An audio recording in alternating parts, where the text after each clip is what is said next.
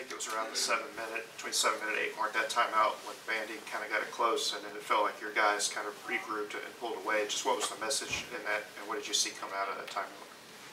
Yeah, I think in that segment, shot selection, I mean, we're not going to turn down open threes when our best shooters have them, but I think there's a responsibility to go rebound and miss from time to time.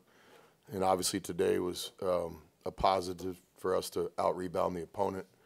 And we did it by committee, right? When Matt and Brandon have 5 or 6 defensive rebounds, it's good for our team. It's also really good for our offense. You know, it's almost always a transition opportunity when one of our guards gets a defensive rebound. I thought the guys were dialed in today on rebounding, among other things.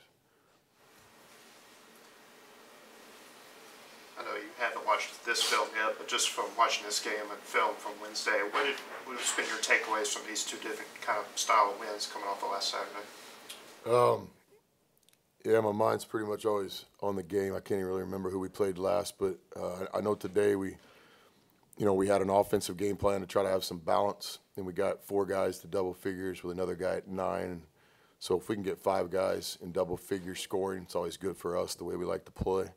I thought it was a low turnover second half. We really responded. We had some self-inflicted mistakes in the first half turnover-wise. That's going to happen. It's not a perfect game as much as we strive for that. But in the second half, to take care of the ball, I think we only had 2 or 3 turnovers in the second half. You know, that's good for our offense. And then again, defensively today, I liked our team defense from where I was sitting. You know, we had 5 guys in a stance. And again, defending maybe one of the most difficult offenses to defend in the SEC because of their movement and their screening and their cutting. And then obviously their point guard's a dynamic player. He's very, very fast, and he's speed on speed. And I thought our guys did a good job containing him the best we could. Today's victory marks 10 consecutive home wins. What does it say about what you're building here in Oxford to kind of get the fans more engaged in Ole Miss basketball? I think give credit all of the players. I mean, if you're going to do the things we'd like to do, to be one of those teams that, in the tournament has a chance to win 6 games in 3 weekends, then you've got to have some streaks throughout the season. And, so if the ultimate goal is to win 6 in a row, you got to do it a few times during the year to prove to yourselves you can do that. So, and then, program-wise, I just think a lot's gone into this. We have a home court advantage in Oxford now, and it's got to continue to get better, and it will. But the main message is thank you for all the people that are, jumping on board early, not just today, but from the season opener to the throwback game to some games during the break. We've had great attendance, and it's only going to get better. Chris, before the games today, this was the best three-point shooting team in the SEC, percentage-wise. Is that an outcome that you first foresaw when you built this roster? Has that surprised you, your success there so far? Yeah, in terms of all the stats and stuff, I think it's too early. Like my personal philosophy is you go through the first half of the 18-round fight, you kind of see where you're at, and when you make that turn, there'll be some teams that have a chance to compete for a championship. There'll be other teams that are trying to get, back in the fight. So for us, all the statistical stuff, don't spend much time. I would say, I think I said that a couple times earlier in the season when we had some off nights and people were even asking questions about our shooting. We have good shooters. I think, to be a quality team, you got to have 4 or 5 guys that are 40% three-point shooters. And, different guys have different shot selections, but there's no doubt about it. We need that. I agree with Matt. Our guys put in a lot of work. We're committed to that among many other things. When guys get in the gym, our green light shooters. Then we got that next tier three-point shooter that we have a lot of confidence. Every guy's got a little bit different role in shot selection. But no, three-point shot's a weapon for us. We got good shooters that put in a lot of time. Could you explain the 300 club thing he was talking about? Yeah, it's just one of many things. I've always thought that, we're sitting there on the bench and we got 5 guys out there representing the whole organization, and we're trying to get a good shot. The first thing is we don't want to give it to the other team. Then we want to get a good shot. And a good shot, is the right player taking the right shot. So certainly guys that have the green light to pull from 3, for us, we expect, them to do their part of the deal. There's responsibility. You just can't go out there because I think you're a good shooter or you think you're a good shooter. You're your mom thinks you're a good shooter. It's, the proof's in the stat sheet, and not just the game stat sheet. We stat every individual workout. We stat the 300 club. We stat the quality 100. This goes all the way back to the summer. So, guys are striving for that, and that's not selfish to chase stats in team sports. We don't ever talk about points per game because that comes and goes. But we do talk a lot about percentages and assist to turnover ratio and rebounds and steals. And, when you get competitive players chasing those individual things, that's team sport. That's not selfish. So it should be a fight to see who can get the most rebounds. It should be a fight to see who can get the best assist screens, steals. And so, and we have a competitive locker room. We have some veteran players that it's important to them. Nobody wants to win more than we do. And I haven't always been able to say that about every team we've coached, but these guys are internally competitive, and we have a vision for the program, and we have a plan to get there. We're only 3 rounds into this 18-round fight, so we got a lot of work to do. But I like where our guys' hearts are. These guys care, and they really do. Coach, you're to be commended on your success and the job you've done here.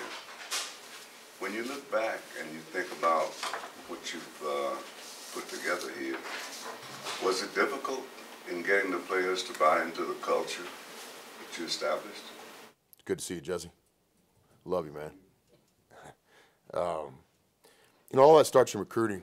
You kind of recruit the guy that you want to coach. That's why I've always had the utmost respect for high school coaches, because for the most part, those guys can't control who they coach. We can. We go out and recruit the players on our team. So we start with that. Will this guy be bought into what we're trying to do? Will he understand our expectations? Will he understand how we hold guys accountable? So for us, it starts in the recruiting process, trying to get the right guys that we think want to play team basketball, that we think want to win, want to be a part of something special. Then once you get the guys here, as well as I do, a lot goes into team chemistry and stuff. And these guys have really fought to become a team. And we got a long ways to go. We're just getting started here in SEC play. But these guys that care about each other, and we do have a culture that's developing. I don't know if it's completely built yet. We're working on it on a daily basis, but the players are bought into what we're trying to get done. And I'd say the same thing, when the scoreboard isn't in our favor, even in some of our disappointing moments, we were connected. It might not have looked like that at Tennessee, but, we didn't beat ourselves that night. We just, we got beat by a better opponent in that 40-minute game. Chris, when you have a guy like Matt go for 18 in the first half, how did you feel like that kind of opened up opportunities in the second half for other guys? Maybe they were focusing on him at all? Yeah, absolutely. And veterans like Matt understand that too. Scoring comes, when you're on a good team, scoring comes in bunches, and it's important to let the game come to you. And I thought Matt did exactly that. Took great shots from where I was sitting all game long. And there's no question we got some open looks in the second half because of Matt being on the floor, whether it be a pick and roll or spacing or things like that. So Matt's an unselfish player. He really is. That dude's about one thing, winning. And for us to win, he's got to score the ball, and he obviously did that today. And then coming off of that Tennessee game, now having these 2 performances, just how impressed are you that these guys were able to flush that and then come out firing these last 2 games? Yeah, responding is a big part of a team sport. It's not going to be, rainbows and, popsicles every day. I've been thinking about popsicles. I was at Rascal's convenience store the other night and you guys ever had the Twix ice cream bar? It's too cold for that right now. Man, no, it's not. Try the Twix ice cream bar. I'm telling you. And I'm not even a Twix guy. That's not my candy bar of choice. But they got something going on with their ice cream bar. It's incredible. But no, every day is not going to be Twix ice cream bars. So, yeah, the ability to respond. And not just from game to game, from practice drill to practice drill, from possession to possession. And these guys have shown the ability to respond. And that's a good trait, of hopefully a team that can do some things here in the last few months of the season. Chris, for all the scoring you guys have done in the first half of this game and the Florida game, for you guys to kind of run cold in the second and still find a way to close out Vanderbilt by, 13 points. What do you learn about your team from that? Yeah, there was some maturity there, no doubt. I thought we were taking good shots for the most part. You know, I'd like to be able to get some more offensive rebounds when we go in those segments of getting good shots, but not just making them.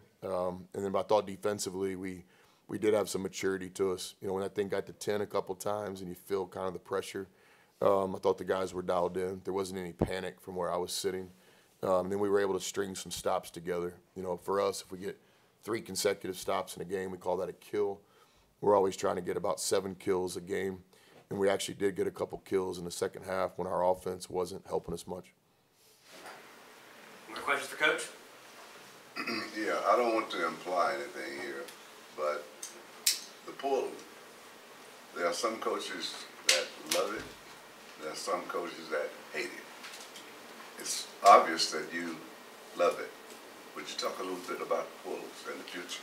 Yeah, what I love above all is good players, and you know, period. And so, good players come in different ways, and it's always been like that. You know, our teams have always had a balance of younger guys, older guys, international guys, local guys, and so in today's college basketball, you know, the portal's reality.